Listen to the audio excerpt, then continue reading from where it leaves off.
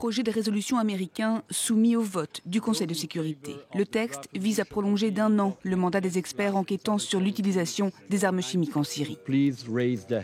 Les États membres, en majorité, votent en faveur. La Russie, elle, pose son veto, son 10e veto concernant la Syrie. Ничего сбалансированного в американском проекте не было. Il n'y a rien d'objectif dans le projet américain. Pendant toutes les discussions diplomatiques sur le groupe d'experts, la position américaine n'a jamais changé, sauf sur des points superficiels. Et aucun des problèmes identifiés concernant les groupes d'experts n'a été résolu.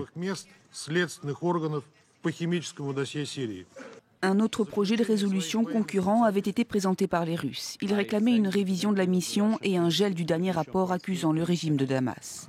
Après des passes d'armes diplomatiques tendues, il a finalement été rejeté. Pour les États-Unis, avec ce veto, le message des Russes est clair. La Russie a fait le choix de s'opposer à ces enquêtes de nombreuses fois.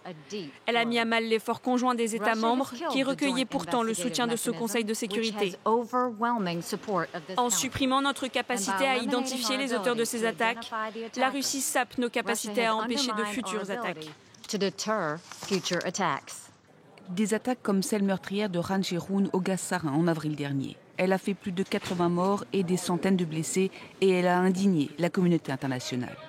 Les forces de Bachar al-Assad sont montrées du doigt, des soupçons confirmés par les experts internationaux, mais leurs conclusions provoquent la colère de Moscou.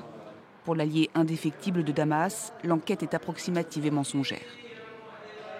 En 2 ans, le groupe d'experts a conclu que les forces syriennes sont responsables d'attaques au chlore dans 3 villages en 2014 et 2015. Aujourd'hui, leur action est plus que jamais menacée.